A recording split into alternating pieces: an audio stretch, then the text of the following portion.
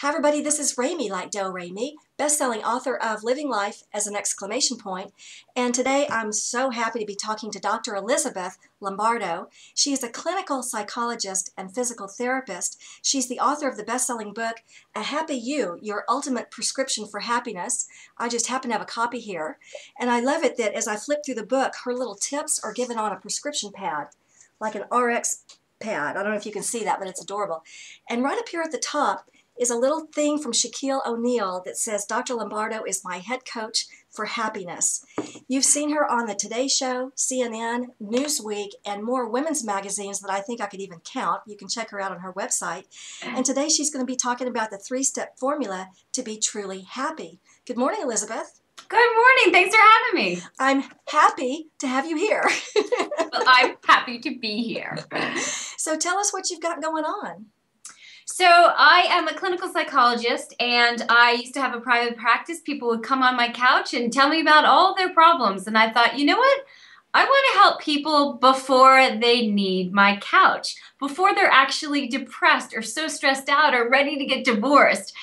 You know, if you think about your finances, for example, hopefully you wouldn't say, you know what, I'm not going to start thinking about my finances till I'm ready for bankruptcy. That doesn't make sense. And yet we do that with our emotional health. So my goal in life is to reach out to people before they need it, because these skills, and that's really what happiness is a skill. These skills anybody can learn if they have the right training and the right practice.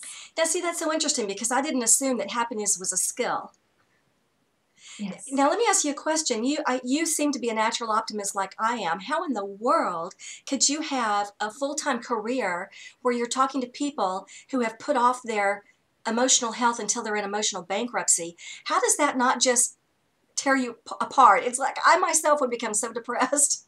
Well, you know what? It's funny because a lot of people say that, and I have two comments to that. One, I think that's what makes the world go round. I mean, I have friends, for example, who are attorneys, and I could never do stuff like that. But two, it really is your perspective, and I know we're going to be talking a lot about perspective today. It really is your perspective. So when I work with clients, I hear sometimes, I hear some really horrible stories in terms of what they've been through. What I focus on is the unbelievable power that I have to help them transform their lives. And by learning certain skills that I didn't necessarily make up, but by teaching them these skills, they truly can have more happiness, better physical health. I'm a physical therapist too, so I work a lot with physical health, better relationships, better success, however they define that, because I get to teach them these skills. So I actually find it very hopeful and extremely motivating. So you say anybody can increase their happiness. I mean, Yes. Really, anybody? Anybody. Anybody. Let me give Anybody. an unrelated example, okay? Because happiness is a skill just like a sport. Now, I don't golf. I don't know if anyone out there golfs, but we all have seen golfers. We all have seen Tiger Woods, and maybe you saw footage of him when he was 2 years old. He was hitting the golf ball better than most adults are, right? He was born with the skills of golf, but not everyone is. Mm-hmm. So if I went out on the golf course and had some golf clubs and golf balls and hit for, I don't know, a couple hours, I'm pretty sure that I could develop a really nasty swing. I mean, a swing that would just make people cringe. And if I practiced it over and over and over again, my swing would become stronger, more automatic, and probably just as bad. What does this have to do with happiness? This is exactly what we have a tendency to do in our society when it comes to happiness. We're practicing happiness skills, but in all the wrong ways. So maybe it's Ben and Jerry's therapy. I think we've all experienced that before. Or shopping, or throwing ourselves into a job to make money even though we're not happy. We're practicing the wrong skills. Ooh, Yeah, that's interesting. and the beauty is, going back to the golf example, if I hired a golf pro to teach me how to stand and how to hold the club and rotate my body and hit the ball, and I practiced those skills, I literally could not help but be better. Yeah. Would I be Tiger Woods good? Probably not. But I could not help but be better. And happiness is absolutely the same way. Well, it's not like you're going out with one lesson at golf. Teach me how to be as good as Tiger Woods. We're talking about one skill. And happiness is just one skill, just like the golf pro would simply teach you stance until you really get that down. Yes. That makes a lot of sense. and practicing it and having that become your automatic reaction. Yeah. So you mentioned a discontent with society a while ago. Why do you think there is so much discontent in society? You know, overall, we have a tendency to what we call negative filter, to look at what's wrong. And if we go back into prehistoric times and we were, That was me. when we were, well, I mean, when we were living in the caves, you know, that made sense. That Yeah. protected us. When you look, for example, at parental interactions with their young children, Mhm. and when I'm talking about parental interactions, I'm talking about loving, kind, thoughtful, caring parents. I'm not talking about abusive parents. Yeah. But when you look at loving, kind, caring parents interacting with their young children, the ratio of positive to negative it's like 1 to 7. One Yeah. positive to 7 or 8 negatives. Yeah.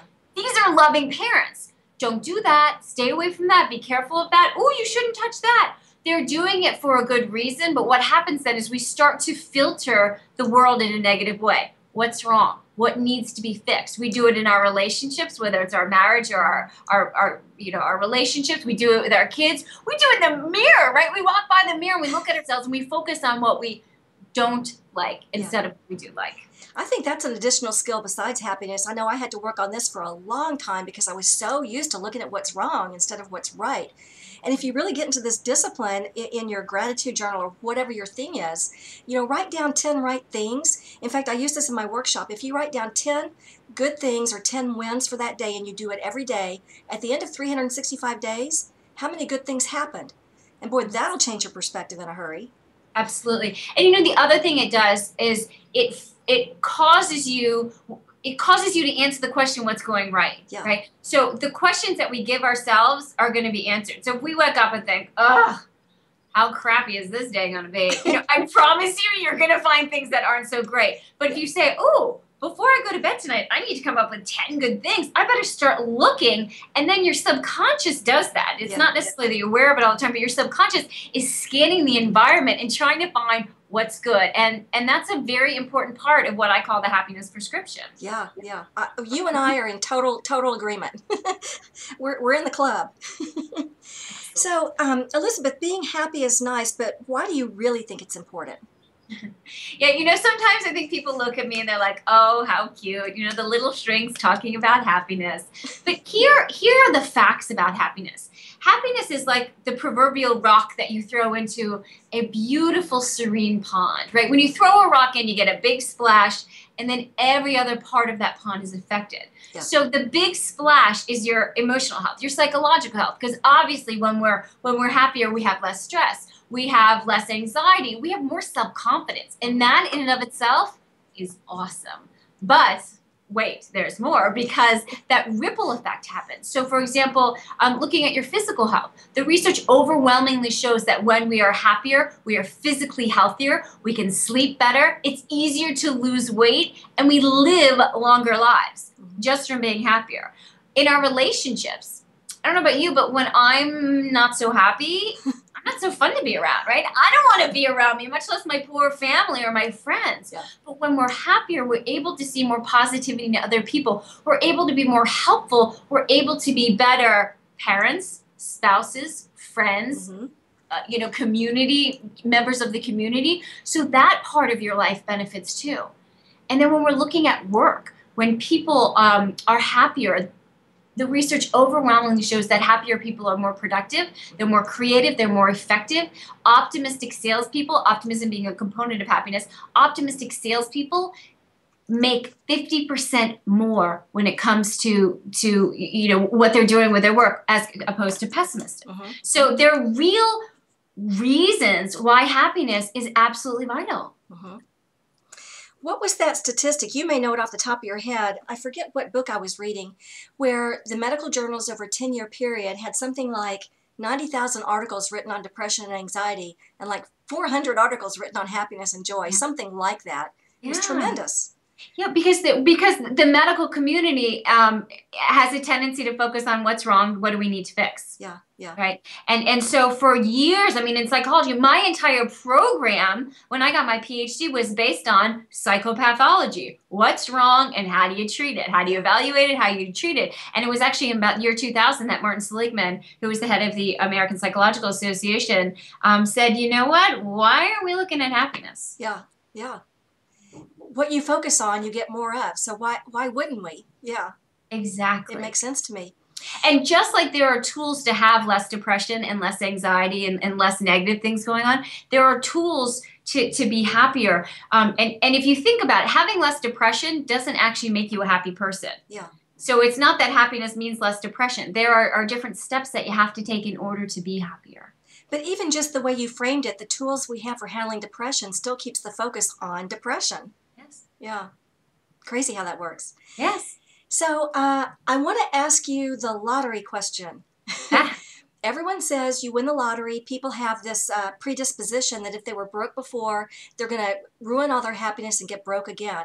But you have, I want to ask you, why do you think winning the lottery can actually make you miserable? Well, it's exactly that. I think so often people think, you know, if I only had $1 million or $200 million, then my life would be great. And yet the research overwhelmingly shows that happiness levels increase for about the first maybe, 4 or 5 months, and then they plateau out and they go right back to where they were before. And the good news of that is we don't have to win the lottery in order to be happy. Yeah. I think it really talks to what I call if only syndrome. And we have this preconceived notion that if only this happens, then I'll be happy. So if only I win $1 million or make $1 million, then I'll be happy. Or if only I lose weight, then I'll be happy. If I get married, then I'll be happy. Yeah. If only I get divorced, then I'll be happy. I mean, we have this notion that something external has to happen. The problem is once we achieve that goal, it's good for a little bit, and then we go right back to where we were before. Yeah. Yeah. And the truth is $1 million, it's just a matter of zeros. It doesn't have any meaning other than the meaning you put on it. Exactly. And I was reading somewhere the other day that women, we go shopping to be happy. It's a spiritual experience for some of us. But the idea is that we actually lose our affinity for that new pair of shoes or that new jacket in about 9 months. Mm-hmm. And I thought, I never really thought of it that way, but it's the same thing with the zeros. They're actually disappearing zeros, just like disappearing happiness. If you look at something outside yourself to make you happy, it has a shelf life. We call it the hedonic treadmill. So if you think of a treadmill, you take the step, but then that step becomes behind you. And it's that notion of when we look for kind of those external pleasures, and that's how we absolutely define our happiness, it doesn't become interesting anymore, so we have to achieve something bigger or something better. We have to buy something bigger, something better, something shinier. Yeah, so if we go to Dairy Queen for the little blizzard and we get on that hedonic treadmill, we keep going for the bigger the bigger blizzard and the more frequent trips. And the take-home message isn't that shopping is bad, right? I talk about having a toolbox. Mm-hmm. And what you put in your toolbox needs to be diverse. So if I were to build a house, let's say I was going to build a house and I have this beautiful red shiny toolbox, and I open up my toolbox to build this house and I have a hammer, and I have a hammer that is the best hammer literally in the world. It's beautiful. It's perfect, and it hammers perfectly. I still can't build a house because I need more than one tool in my toolbox. Mm-hmm. So when we think about stuff like enjoying food, for example, a lot of people, that's their only tool. Yeah. I'm not suggesting that you stop eating chocolate or that you stop shopping. That can be one of the tools in your toolbox, but make sure you have a whole bunch so that you can use the most effective tool when you need it. Oh, that makes so much sense. I actually have on my iPhone, I have a little list of, it's my joy list. Uh-huh. Because when I'm feeling down, I have a harder time remembering what brings me joy. And I literally have to open my iPhone and go, oh yeah, I remember, go for a walk in the park. But that is so terrific. I love that. When we are not feeling happy, our stress level, or we call it distress level, increases. And if you think from 0 to 10 of a distress level, and again, distress is any emotion you don't want. Sadness, fear, stress, whatever it is. 0 is, just getting off the massage table. I mean, life is good. And 10 is full-blown panic attack or full-blown depression, whatever it is. Yeah. When we get up to a 6 at least, or a 7, 8, 9, or 10, we don't think rationally. Yeah. So all this good stuff that you know in your heart, you can't come up with it. And so having that cheat sheet is what I would call it. Yeah. That's awesome, because that's your external rational thinking. That's your therapist right there, Yeah. or your coach, your happiness coach right there to help you get back on track. I love it. Yeah, it's true. And I had to start making a list when I was out doing other things and something would pop into my head. Oh, that's a joyful moment, and I'd write it down. You know what's so funny is that my joy list and my bucket list collide sometimes. It's like some things appear on the other list, which is kind of interesting. Very cool. Yeah. All right. So what really makes someone happy? What really makes someone happy? You know, it's different for different people, but the underlying concept is applying your values and your strengths. Mm-hmm. Being who you are, figuring out what's important to you, not to the people around you per se, not what you think you should be doing, Yeah. or should be thinking or should be acting, but who are you? And there are a lot of exercises that I do with my clients on these things, but to kind of help identify, sometimes that notion of who am I can just seem a little overwhelming. So maybe I can just share some simple ways to do that. One is to think of someone who you admire, Mm-hmm. someone who you respect so much. And they may be alive or not. They may be a public figure. They may be someone in your life. They may be a fictional character. It doesn't even matter. But figure out who that person is.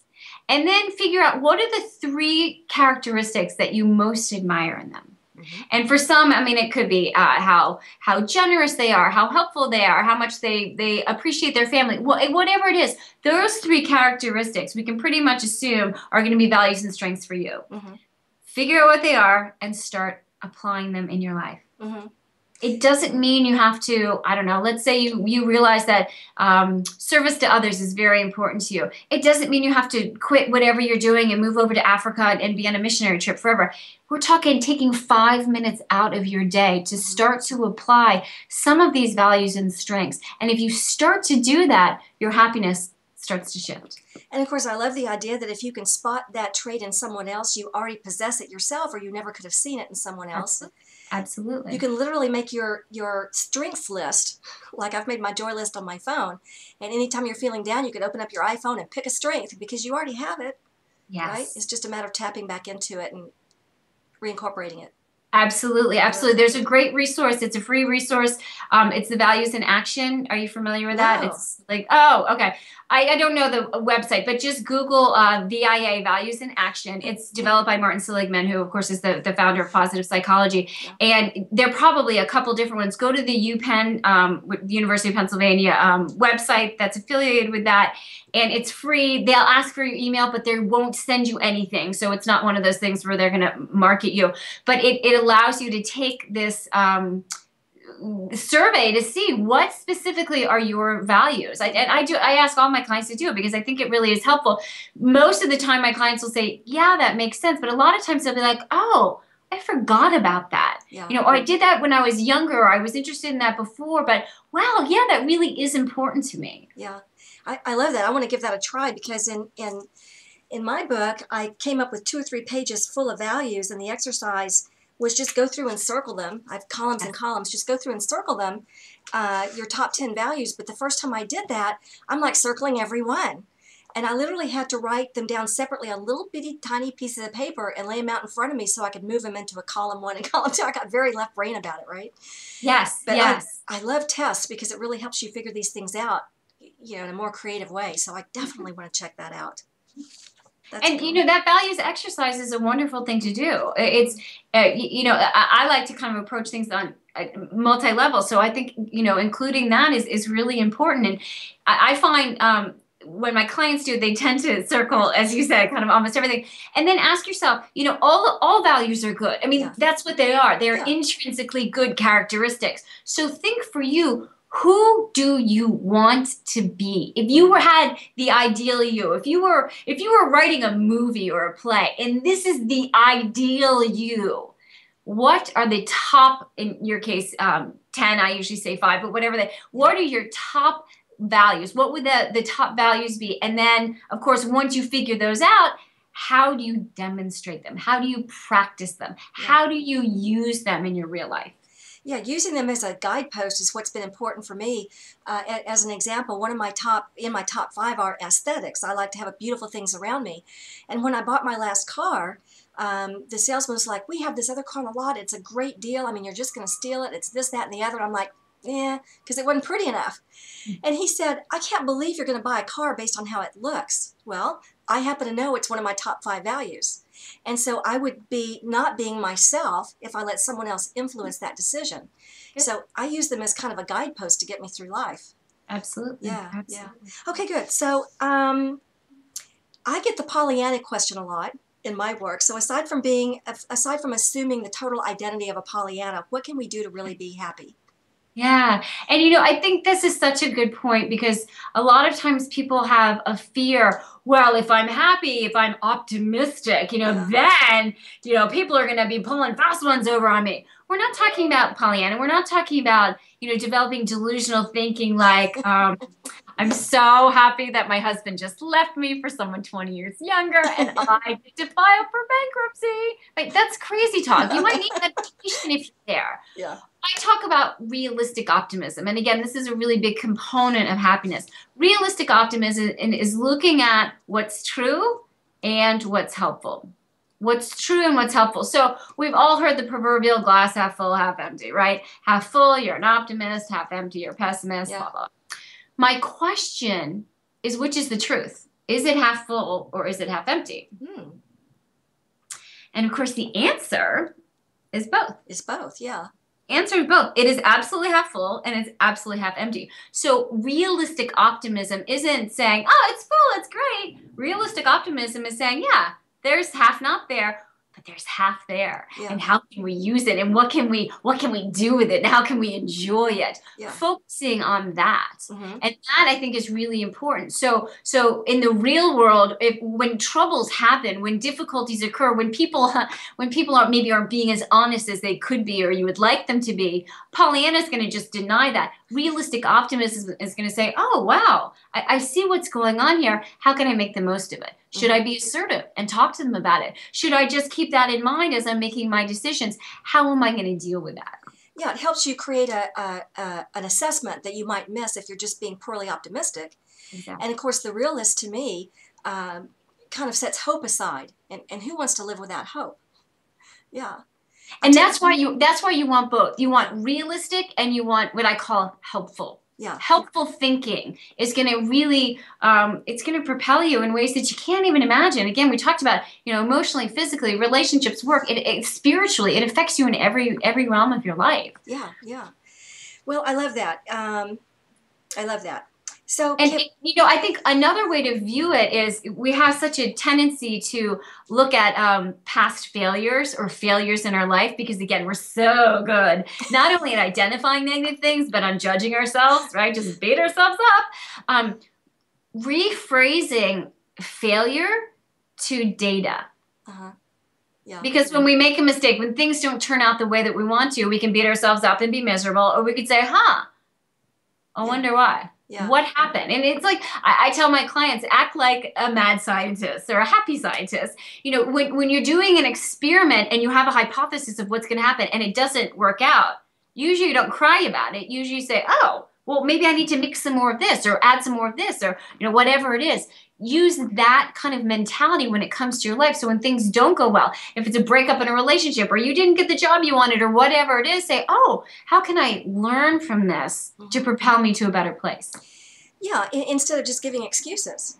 I've got a friend of mine who's a marriage counselor, and we were having lunch one day, and she was telling me about some clients she had that, not with details, of course, but she said this woman would come in, instead of being hopeful or thinking her way through it or looking at possibilities, just was filled with excuses. And Michelle finally tossed her pen on the table and said, I'm so bored with your excuses. And I cracked up laughing because it hit me as if she were speaking to me metaphorically, and I realized how often I will look at excuses or what's wrong. That was really a shaking up point for me. So I love your idea of this. This is really, it's a breakthrough for me, just listening to it. I say the one obstacle to happiness is the one obstacle to achieving whatever you want in life, the one obstacle to creating the exact life that you want is a big butt. B-U-T. But it's that notion of, oh, I want to be happy, but I want my marriage to be better, but he's doing this, or I want to lose weight, but I hate to exercise. Whatever it is, get rid of your butt, and everything starts to change. It's part of the you have that power. That's the beauty of it. It's the what you call it, the if only syndrome, the big butt syndrome, and the if only syndrome. Okay, good. So can we switch over and talk about this 3-step formula? Let's talk about it. To be truly happy. So, so again, my book is an A to Z of how to have less stress and more happiness. I took 3 letters out, and I don't even think that actually the A is, some of them are a little different, but I think sometimes it helps us have an acronym. It helps us have kind of an idea in our head. So I chose AGE because let's admit it, AGE doesn't always bring a lot of happiness to a lot of people. Now it will. So AGE is the acronym. A stands for assisting others. The research overwhelmingly shows that when we help out other people, we feel better ourselves, right? Because it gives us a sense of purpose in our life. It gives us the sense of what I'm doing is making a difference, and that gives me meaning. And that's really important. Part of assisting others is assisting yourself. And I think a lot of times for women, this can be a little challenging because we have a tendency to want to help everyone else, right? We help maybe our family or our friends and our customers and our clients. And, you know, the homeless man down the street gets more attention than we do for ourselves. So part of assisting others is putting yourself in there and saying, I don't have to be number one priority 100% of the time, but I do need to take care of myself also. You know, it's the old putting your oxygen mask on first, because if you don't have oxygen, you'll be passed out and you can't help anyone. Yes, so true. Yeah. So what do you find is a good balance? Is it a 50-50 thing, or do you need a little self-care to be weighted on yourself a little bit more? You know what? It really varies. It varies on the individual. It varies on what's going on. So during really stressful times, for example, I have a client right now who just lost his job, and he's the primary breadwinner at the house and has 4 kids, and it's extremely stressful. One of the things we're doing right now is doing a lot of meditation and relaxation. How is that going to help him get a job? Well, when his stress level is down, he's better able to get a job, because when we're stressed out, we procrastinate, right? We say, oh my gosh, I can't even handle that. I'm not going to do it. So then he's not going to be looking for work. He's not going to be going out there. So that kind of self-help is really our focus right now. There are other times when it's going to be a lot more focused on other people. What I would recommend is that you are reactionary and proactive. So reactive is, oh wow, you know, big event just happened. I need to help myself and reduce my stress so that and help myself feel happier. But also proactive is on a consistent basis. Every day. Oh yes, I said it. Every day. Do something nice for yourself. I'm not saying take 3 hours and go get a massage, although that would be fabulous, but at least 5 minutes. You were talking about the gratitude journal, you know, that kind of thing. Listening to a song that you love, you know, that gets you jazzed up, watching a funny video, I don't know, spending time with a pet or a loved one or a child, hugging them, you know, doing something that feels good to you. It's just going to nurture your soul, help you be happier, and help you be successful with whatever you're doing. You know, I'm not a dog person. I'm a cat person. I mean, I love dogs fine, but I'm a cat person. And on my joy list is to go to the dog park, which we have a lot of here in California. What better way to de-stress than to watch these little guys run around being social? Even for someone who's not a dog person, it has this huge, tremendous de-stressing effect on me.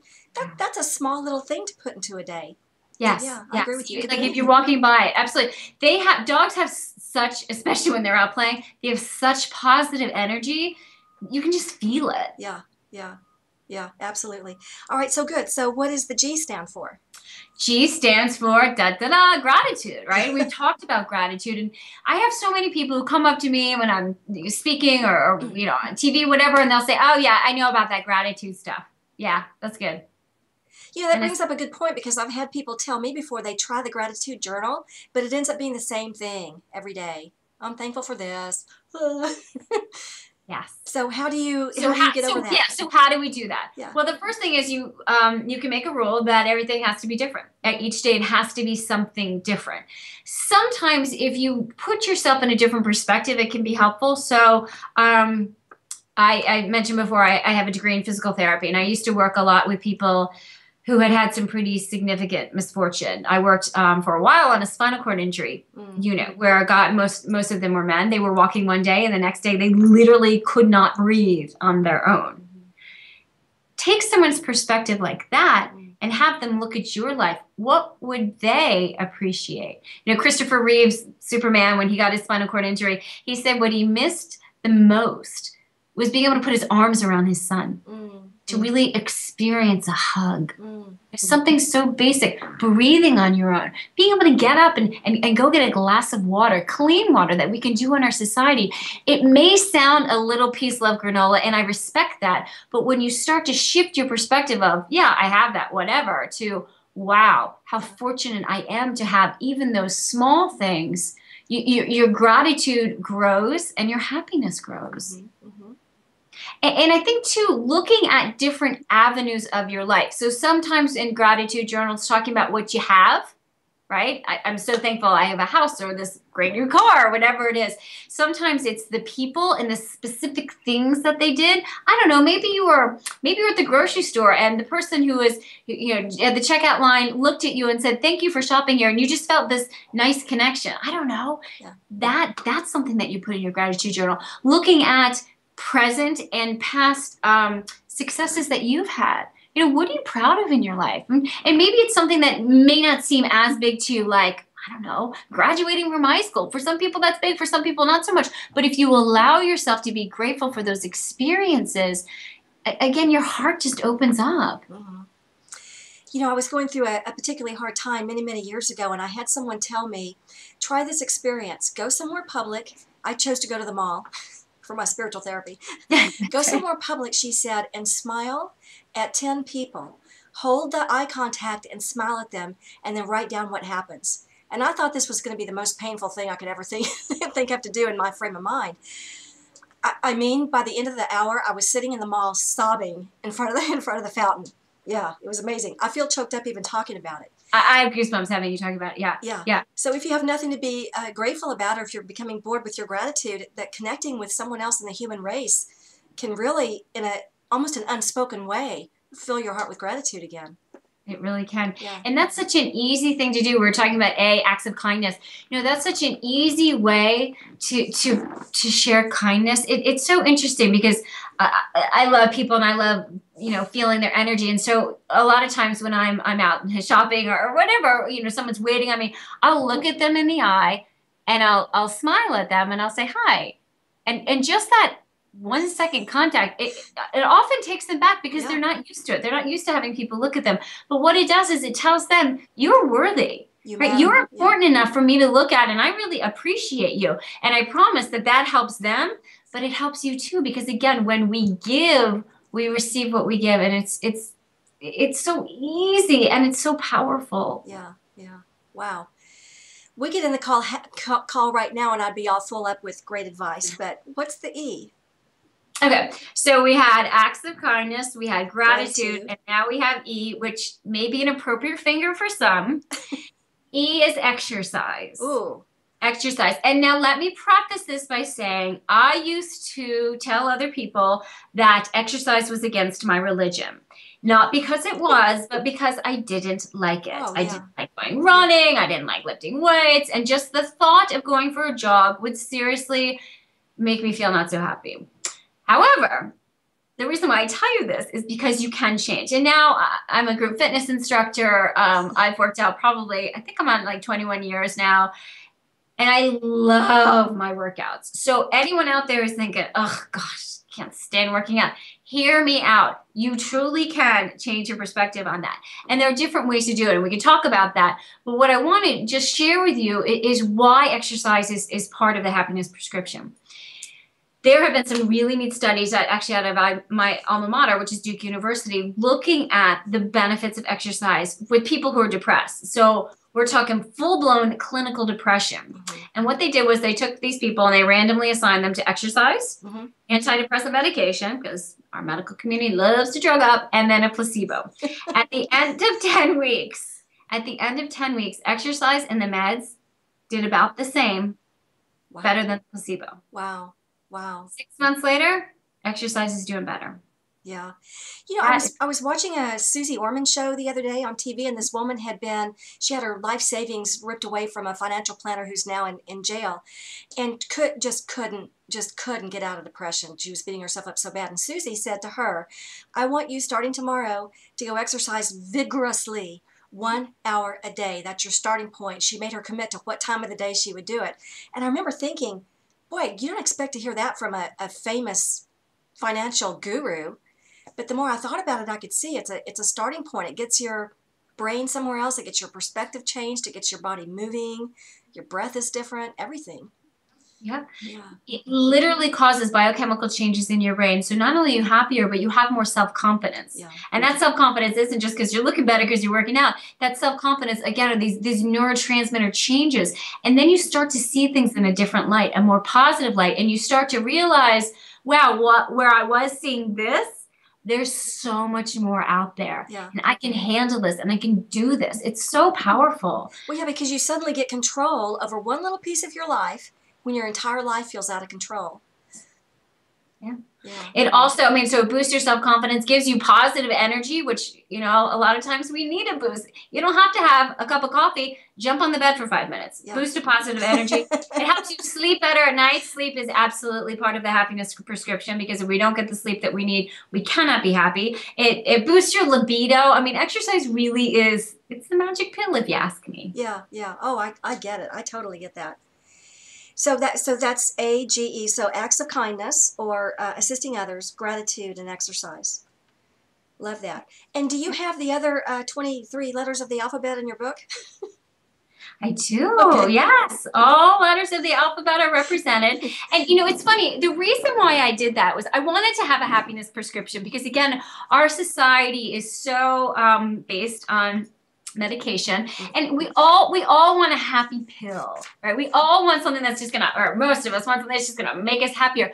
There really are tools out there to do it. And the reason why I did an A to Z was because one day I was taking a vitamin and it said A to zinc, and I thought, isn't that funny? Because, you know, sometimes when, I don't know, when you have a cold, maybe you need more vitamin C, and other times you need different vitamins, but you need all those vitamins at some point in your life. So to me, that's what the book is. It's an A to Z, and all of the steps are important, but some of them are going to be more salient. Some of them are going to be more important for you at this particular time. And so I recommend people just go through the table of contents and say, what do I need? Yeah, that's what I'm looking at. So A for appreciation, B for believe in yourself, C for creativity, D for definition. Optimize your, I don't have my glasses on, so I can't read Optimizing your definitions. Yeah, okay, good. Yeah, this is a really good one, because so often we have this view of what success is, or what a good husband or a good wife or a good child. We have these definitions. And when people in our lives, including ourselves, situations in our lives, when they don't meet those criteria, then a lot of times we'll say, oh, so it's no good. Yeah. And realizing that, you know, you have the power to define what success is, what happiness looks like to you, what a positive relationship is. You have the power to define it. And as long as it coincides with your values and your strengths, you can make some changes that are going to be helpful. I love the way you lay it out, because you can honestly just pick it up as a little reference manual. You know, just pick a letter. You could roll a dice. Let's see, you could pick a Scrabble letter and then just go. There you go. I like that. So which one of these chapters do you think might surprise people the most? You know, chapter F is what some people consider the other F word. It's forgiveness. Ooh, yes. And yeah, that's a tough one for a lot of people. The other F word. I'm going to quote you on that. And I think forgiveness is a really tough thing for a lot of people, because they don't understand what it is versus what it's not. Yeah. So when I have clients who maybe have had, you know, something horrible happen to them, or something really challenging happen to them, or they did something that they can't forgive themselves for, you know, a lot of times they'll say, well, I can't forget it. No kidding, you can't forget it. You're not supposed to forget it. It happened in your life. Yeah. Forgiveness isn't forgetting. Forgiveness isn't letting it happen again. Forgiveness isn't saying, oh, it's not a big deal that it happened. If you are forgiving something, it means it was a big deal that it happened, right? But forgiveness is getting rid of the anger and the resentment. Mm-hmm. And I parallel it to the mourning process. And probably most people have heard of the Kubler-Ross stages of mourning. You know, we start with denial, and we go to anger and depression and bargaining and all that. And the last step of that is acceptance. If someone is dying, if someone is dealing with the death of a loved one, they move to acceptance. It doesn't mean they say, I'm so glad this is happening or this has happened. It means they say, okay, this is what happened. This is what's happening. How can I make the best of it? Yeah. And allowing yourself in forgiveness to do the same is really important. I love the definition about thank you for giving me the experience. And I love it because I believe that we're on our own soul's journey and we have something to do while we're here, something to learn and so on. And sometimes these other people who make us so angry, we may have had an agreement with them before we ever came to Earth to give us an experience that we could learn from. So I love the idea of thank you for giving me the experience as spoken to my own soul as well as the other person. Yeah, and figuring out what that is. You know, a lot of times my clients will talk about how horrible this experience was, and then I'll say, well, what good came out of it? Yes. And they look at me like, okay, you are definitely insane now. And I said, well, obviously what happened. So, you know, I mean, even if it's something as severe as like a rape, obviously that's horrible what happened. What good has come out of it? Are you a different person in terms of being more empathetic? Have you reached out and helped other people get through some challenge? You know, has it given you a perspective? Do you now have better confidence in yourself? Because, man, if you can handle that, you can handle anything. Yeah. Did you meet people in your life, or did you have experiences with people in your life that were so loving and caring because of that? You know, it's so funny. I was interviewing someone yesterday who said that he was there when his dad passed away. And as he held his dad's hand, and I think he said he put his head down, but he got an image suddenly implanted in his own brain of his own tombstone that read, you know, my son so-and-so who chased the almighty dollar his whole life. And he said he opened up his eyes and looked at his dad thinking he just got this almost psychic impression. And then his dad passed away, you know, moments later. And that day he changed his life. That was a very goose-pimply story. I know, right? Yeah, crazy. Well, very good. Well, thank you for this. Is there, oh, by the way, I want to ask you, is there any other chapter that would be a surprise for people, or do you have any other final thought for us? Well, you know, I think in terms of the book, you know, one that's really important that you said, believe in yourself. In order to be happy, you have to have self-confidence. You have to believe in your worth as a person, and you have to believe in what we call self-efficacy, which is that if you put in the time, energy, and effort, you can make a positive change. Our society tends to beat up ourselves, and so our confidence goes down. We base our confidence on how other people view us. Addressing your own self-confidence is going to help your happiness, your passion, your sense of purpose, and your enjoyment of life exponentially. Yeah, yeah. I think that's the other B word. I don't know what the first B word is, but don't you find a lot of people really kind of want to pass over that step?